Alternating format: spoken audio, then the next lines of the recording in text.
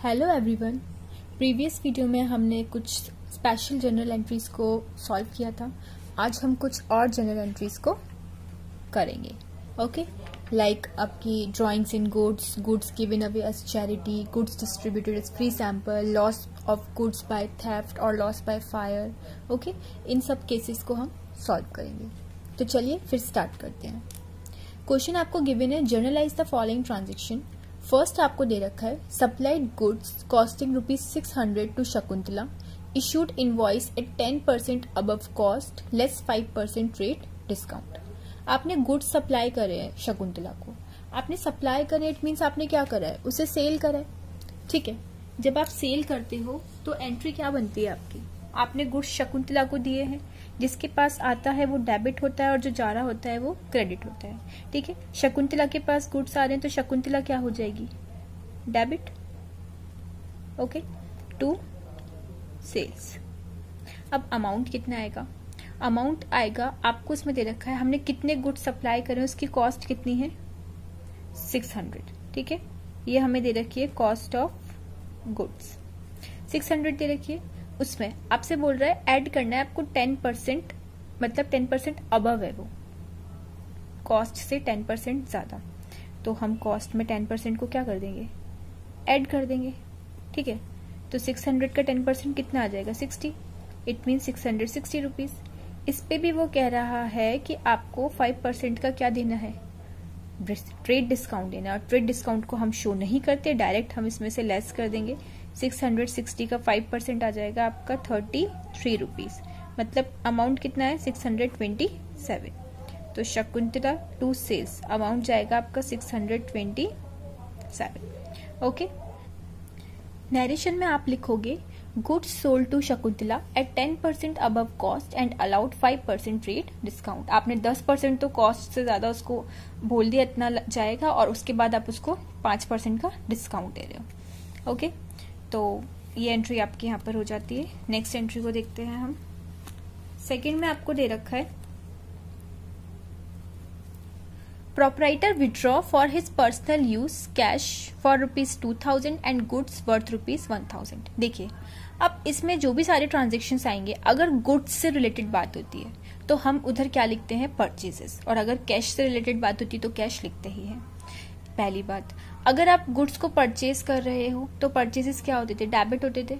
ठीक है, क्योंकि अगर आप गुड्स परचेज कर रहे हो तो आपके एक्सपेंसेस है, खर्चे हैं। ठीक है, खर्चा है तो एक टाइप से एक्सपेंसेस क्या होते हैं, डेबिट होते हैं।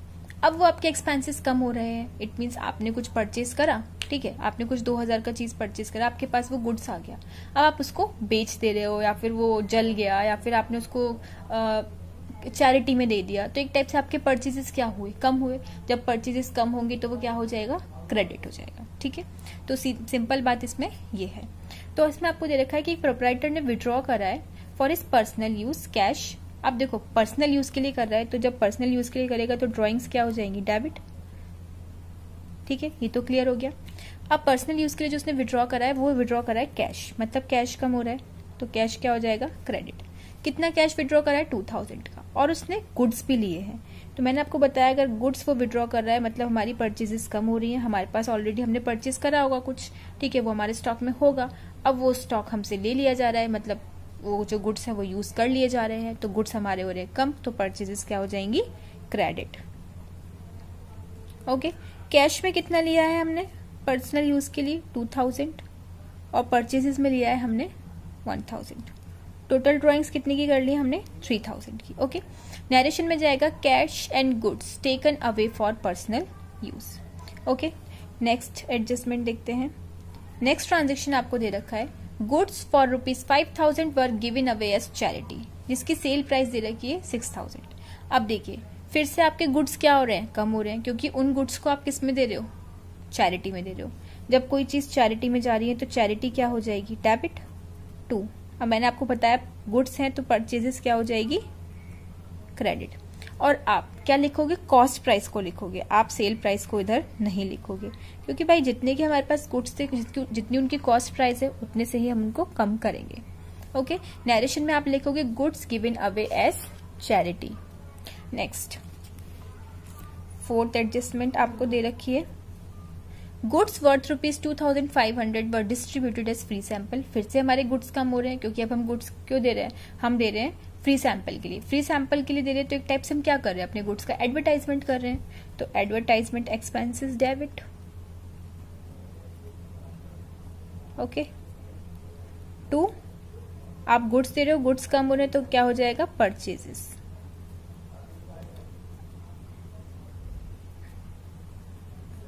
ओके, अमाउंट कितना आ जाएगा, अमाउंट दे रखा है आपको 2,500। नरेशन में आप लिख दोगे goods distributed as free sample. Next entry आपको दे रखी है गुड्स वर्थ ₹5,000 एंड कैश 2,000 पर स्टोलन बाय एन एम्प्लॉय। अब देखिए, एक एम्प्लॉय था जिसने 5,000 कैश निकाल लिया और 2,000 के गुड्स उसने चोरी कर लिए। अब उसने चोरी कर लिया सब सामान, तो हमारा नुकसान हो गया। नुकसान हो गया तो हम क्या करते हैं, डेबिट। लॉस बाय, किससे नुकसान हुआ, चोरी की, मतलब थेफ्ट। अब क्या क्या चोरी हो गया, क्या क्या कम हो गया, कैश कम हो गया और गुड्स कम हो गए। गुड्स कम हो गए, जहां पे गुड्स कम होते हैं वहां पे हम क्या कर देते हैं, परचेजेस। कैश कितना निकाल लिया उसने, कैश उसने निकाल लिया, चोरी करा है 2,000 का, और गुड्स उसने चोरी करे हैं 5,000 के। टोटल हो गया आपका 7,000। ओके, नरेशन में आप लिख दोगे goods and cash stolen by an employ. Next entry आपको दे रखी है goods worth ₹10,000 were destroyed by fire. अब देखिए, कुछ गुड्स थे जो कि डिस्ट्रॉयड हो गए फायर से। अभी हमने देखा कि गुड्स कौन ले गया, एम्प्लॉय ले गया, वो भी नुकसान था। फायर से हो गए तो ये भी नुकसान है। तो चलिए इसकी फर्स्ट एंट्री करते हैं। किससे खत्म हो गए गुड्स, हमारे फायर से जल गए। नुकसान है तो नुकसान क्या हो जाएगा, डेबिट। 2 गुड्स की बात आई, गुड्स कम हो गए तो अगेन क्या लिखेंगे हम, परचेजेस। जब गुड्स कम होते हैं तो परचेजेस क्रेडिट हो जाती है। ओके, कितने का नुकसान हो गया भाई, 10,000 का। नरेशन में आप लिख दोगे गुड्स डिस्ट्रॉयड बाय फायर। अब देखिए आगे बोल रहा है कि insurance company admitted claim for 60% amount. मतलब ये गुड्स कौन से थे, ये गुड्स थे इंश्योर्ड गुड्स। अगर ये लाइन नहीं दे रखी होती तो हम यहीं पे इनको कंप्लीट कर देते। अब ये बोल रहा है भाई ये तो इंश्योर्ड गुड्स हैं, मतलब आप इंश्योरेंस कंपनी को क्या देते होगे, इंस्टॉलमेंट्स देते होगे, पे करते होगे, प्रीमियम भरते होगे। अब बात आ गई इंश्योरेंस कंपनी की। अब देखिए, जब हमें इंश्योरेंस कंपनी से पैसा मिलेगा, एक टाइप से क्या है, वो हमारे एसेट्स हो गए, क्योंकि इंश्योरेंस कंपनी फिर हमारी डेटर हुई, डेटर हमारे एसेट्स हो गए एक टाइप से, ठीक है, वो हमें पैसा दे रहे हैं। तो इंश्योरेंस कंपनी क्या हो जाएगी, डेबिट। अब देखिए, हमें इंश्योरेंस कंपनी से पैसा मिल रहा है, किस चीज का, जो हमें फायर से जो नुकसान हुआ था उसका। अब हमें फायर से जो नुकसान हुआ था अब वो हम रिकवर कर रहे हैं, तो लॉस बाय फायर क्या हो जाएगा, क्रेडिट। ठीक है, कितना मिलना चाहिए था, हमने इंश्योरेंस कंपनी से कितने का क्लेम करा है, 10,000 का, कि आप हमें 10,000 रुपए दो। तो हम लिखेंगे insurance company lost with the insurance claim lost with the insurance company. अब देखते हैं, अब इंश्योरेंस कंपनी कितना देती है हमें।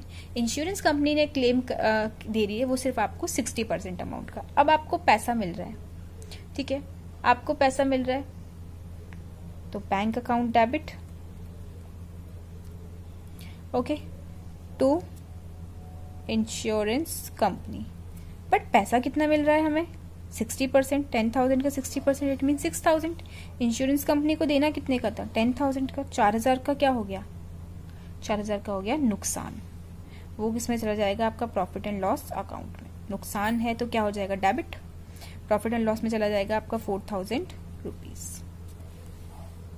ओके, ये बैंक में हमने डाल दिया 6,000। इंश्योरेंस कंपनी से देना कितना था, 10,000, बट इंश्योरेंस कंपनी ने दिया कितना हमें, 6,000। तो बैंक अकाउंट डेबिट 6,000 से। देना कितना था इंश्योरेंस कंपनी को, 10,000, और 4,000 का हमें हो गया नुकसान। नुकसान क्या हो जाता है, डेबिट। तो P&L में चला जाएगा आपका 4,000 रुपीज। ओके, नरेशन में आप लिखोगे insurance claim of ₹10,000 admitted at ₹6,000। Again आपको दे रखा है गुड्स डिस्ट्रॉयड बाय फायर, तो ये एंट्री तो अभी हमने करी ही थी, loss by fire to purchases. Okay, 2,000 की मैं लिख देती हूँ, loss by fire to purchases. इसको एक्सप्लेन करने की जरूरत नहीं है, अब मैंने एक्सप्लेन करा है इसे, 2,000। ओके, नेक्स्ट 8th में आपको दे रखा है रेंट आउटस्टैंडिंग। रेंट आउटस्टैंडिंग है मतलब क्या है, बकाया है, ठीक है। अब आउटस्टैंडिंग है, आउटस्टैंडिंग मतलब लाइबिलिटी, लाइबिलिटी जब बढ़ती है तो वो क्या हो जाती है, क्रेडिट। तो टू आउटस्टैंडिंग रेंट क्रेडिट हो जाएगा, क्योंकि आउटस्टैंडिंग रेंट लाइबिलिटी अभी हमें पे करनी है, और रेंट क्या हो जाएगा, डेबिट। खर्चा है, एक्सपेंसेस क्या होते हैं, डेबिट। कितने का है, 1000 का। नरेशन में हम लिख देंगे रेंट आउटस्टैंडिंग। लास्ट आपको दे रखा है paid landlord 12,000 as rent, 1/3 of the building is occupied by the proprietor for residential use.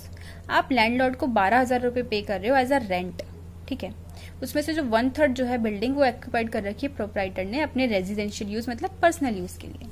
अब देखिए आप रेंट पे कर रहे हो तो एंट्री क्या बनती है, रेंट, पैसा जा रहा है तो टू कैश, क्या खर्चा है, रेंट का, ठीक है। बट इसने कहा कि 1/3 तो वो पर्सनल यूज के लिए ले रहा है, तो वो क्या आ जाएंगी, ड्रॉइंग्स टू कैश। तो मैंने एक मर्ज एंट्री कर दी है, रेंट ड्रॉइंग टू कैश, मतलब rent account debit, drawing account debit to cash, ठीक है। अब अमाउंट देख लेते हैं, टोटल कितना पैसा देना है हमें, 12,000, जिसमें से 12,000 में से 1/3 जो है वो पर्सनल यूज के लिए है, तो ड्राइंग्स में कितना चला जाएगा, 4,000, बाकी रेंट में कितना चला जाएगा, 8,000, ओके। आप नरेशन में लिखोगे rent paid to landlord, 1/3 of the building is occupied by proprietor for residential use. तो यहाँ पर आपकी जनरल एंट्रीज कंप्लीट होती है। होप अगर आपको समझ में आया होगा। अगर आपको समझ में आया हो और अगर आपको चैनल अच्छा लगा हो तो प्लीज़ चैनल को सब्सक्राइब कीजिएगा और अपने फ्रेंड्स के साथ शेयर कीजिएगा। Thank you for watching, till then bye bye, take care.